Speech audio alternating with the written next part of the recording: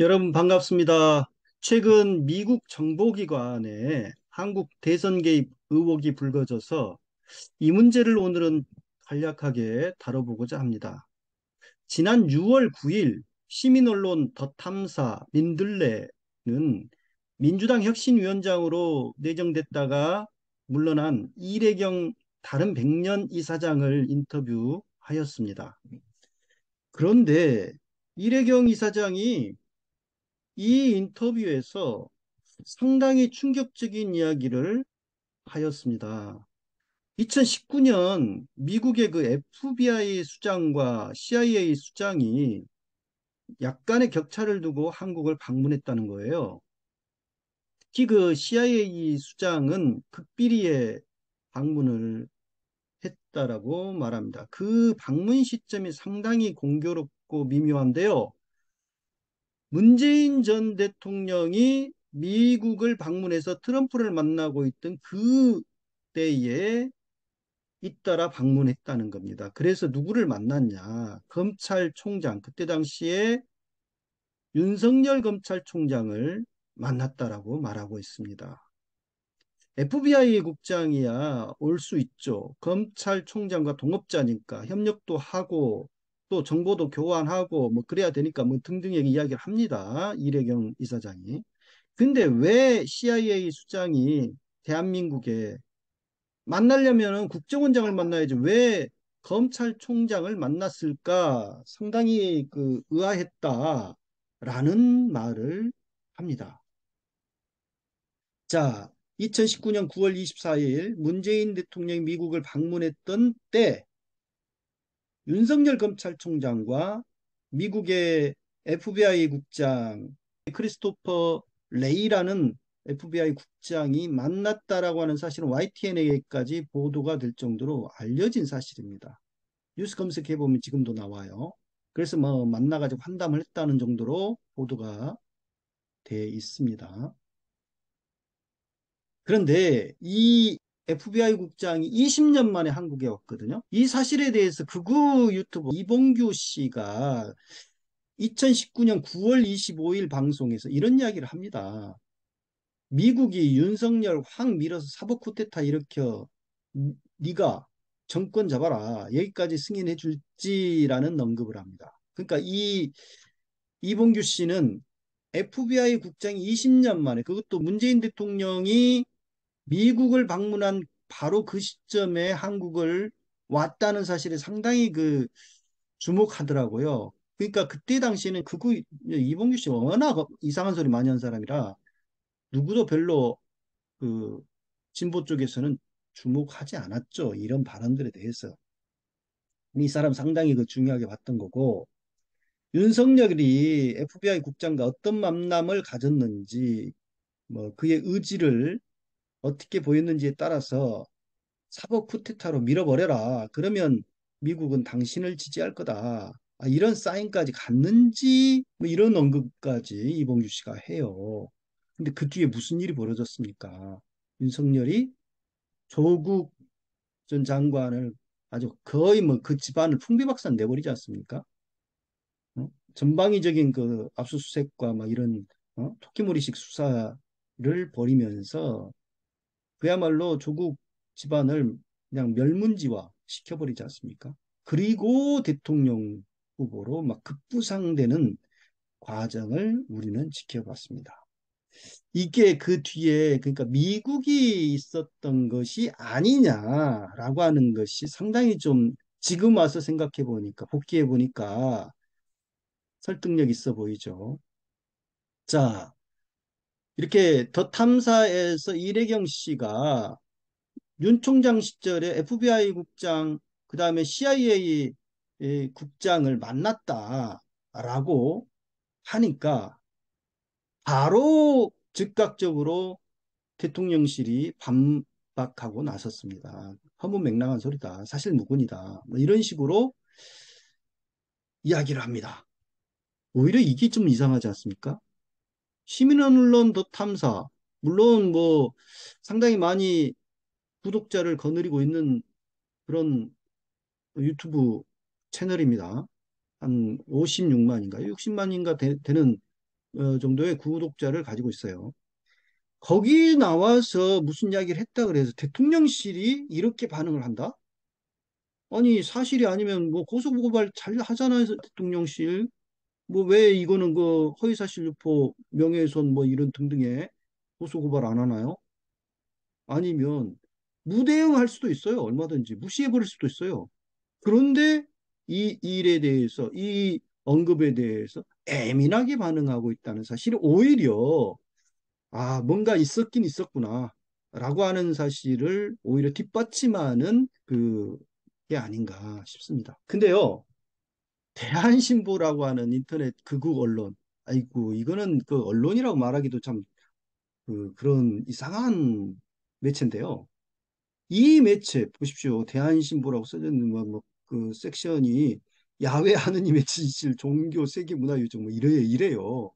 이런 데서 진짜 희한하게도 2022년 3월 10일, 그러니까 대선 바로 다음 날 이런 글이 올라옵니다. 미국에서 윤석열 검찰총장에 출마해 줄 것을 권했다. 이게 뭔 소리입니까? 그리고 2019년 9월 28일 문재인 대통령이 미국 순방길에 오르던 그 순간에 미 정보국장 지나 헤스펠이 소리 소문 없이 대한민국에 나타났다라고 말하고 있습니다.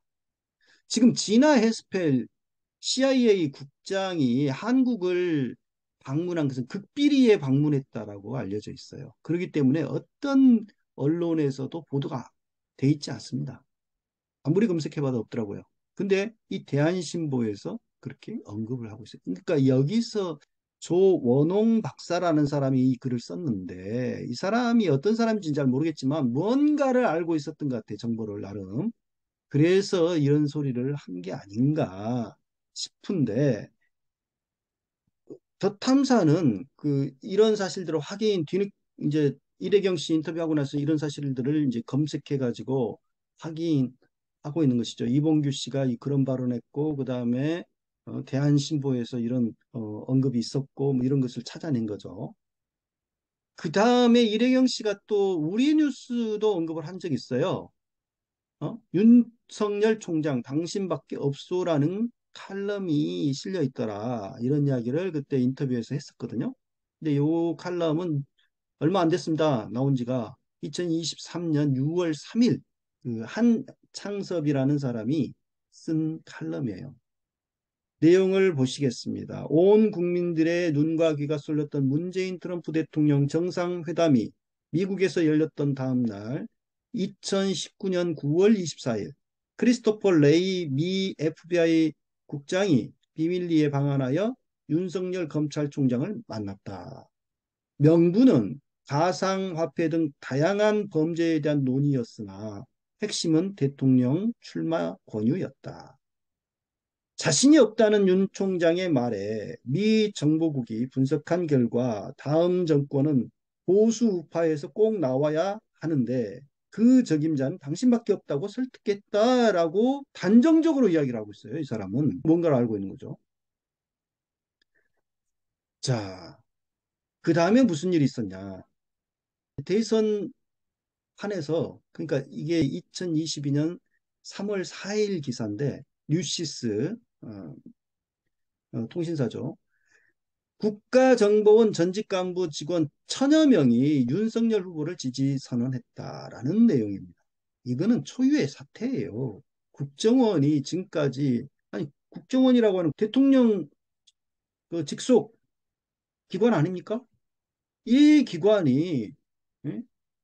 이 기관의 전직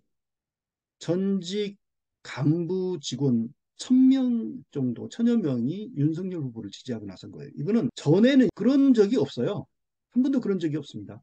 그런데, 자, 이종찬 씨나 김승규 전 그 국정원장, 이런 사람들까지 다 여기에 동참해가지고 윤석열 후보를 지지하고 나섭니다. 이거 대대적인 국정원의 정치 행보, 어? 노골적인 정치적인 행보인데 어떻게 이럴 수가 있었을까? 그것은 어쩌면 미국의 그런 어떤 움직임을 국정은 알고 있잖아요. 그래서 노골적으로 그렇게 한 것으로 보입니다. 자, 이 사건이 벌써 까맣게 잊혀져 가고 있습니다. 굉장히 중요한 사건인데. 2014년에 불거진 사건인데요. 그 국정원 이탈리아 해킹 프로그램을 구입했었다. 그래서 대선에 개입했다. 2012년 18대 대선에 이 해킹 프로그램을 가지고 개입을 했다라고 하는 의혹이 2014년에 불거졌고, 국정원이 이탈리아 해킹 프로그램을 구입한 사실이 뒤늦게 그, 구입한 사실을 시인을 해요. 이게 바로 2015년 7월 14일 연합뉴스 보도입니다. 예, 이런 일이 있었죠. 그리고 지금 귀국해가지고 검찰 수사를 받고 있는 조현천 씨, 쿠데타, 어, 박근혜 정권 때 쿠데타를 실행에 옮기려고 준비했던 이 조현천 씨, 국군 기무사 사령관인 이 조현천 씨가 뭐라고 당시에 국회에 나와서 이야기를 했냐면, 합법적으로 군사상 안보 위협에 대비하는 군 유선 통신에 대한 중기 계획에 반영돼서 정보위원회에 보고드리고 도입했습니다. 말하죠. 해킹 프로그램 구입 사실을 시인하는 바로 장면입니다.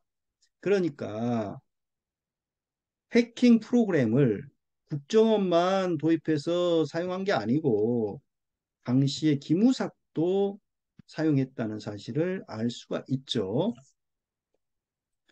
자, 그러면 2022년 3월 9일 대선은 결과가 어떻게 됐습니까? 대선 결과 개표 분석을 해보니까 이런 일이 벌어졌다는 거예요. 이게 이제 진실의 길 신상철 대표가 제공한 분석 자료인데요.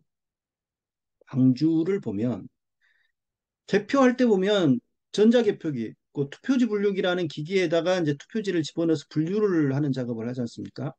근데 분류표에서는 이재명이 84.62%, 윤석열이 15.38%, 미분류표에서는 이재명 84.70%, 윤석열 15.30%. 거의 비슷하죠? 거의 비슷합니다. 분류표나 미분류표나 비율이 거의 뭐 별 차이가 안 나요. 동구만 그런 게 아니라 서구, 남구, 북구, 강성 다 그렇습니다. 광주는. 호남에서는 이 광주뿐만 아니라 호남 전체에서 분류표와 미분류표의 비율이 50대 50 거의 비슷해요. 이상이 없습니다. 당연하지 않겠어요? 무작위로 기계에다 집어넣는데 분류표가 됐든 미분류표가 됐든 나오는 비율은 비슷해야지 정상 아닙니까? 자, 그런데 타 지역은 어떨까요? 타 지역 봅시다. 특히 경기도와 서울특별시를 보면은 윤석열 후보에게 유리하도록 분류가 됐다는 거예요. 무려 82%, 그러니까 미분류표에서 항상 윤석열 후보에게 유리하게 개표가 돼요. 이재명 후보에게 유리하게 분류된 경우는 15.5%밖에 안 돼요. 그러니까 절대적으로 윤석열한테 항상 유리하게 미분류표가 분류가 되더라. 이상한 쏠림 현상이 경기도 서울시만이 아니고 호남 지역을 제외하고는 호남, 이 광주나 전남, 전북, 전주 이런 지역을 제외하고는 다 그래요, 다. 이런 일이 벌어졌는데도 불구하고 진보 쪽에서 조용히 하고 있습니다, 그냥. 역대 최저 1, 2위 간의 그 표차가 났지 않습니까? 24만 아마 7천 표인가? 그 정도밖에 안 났어요.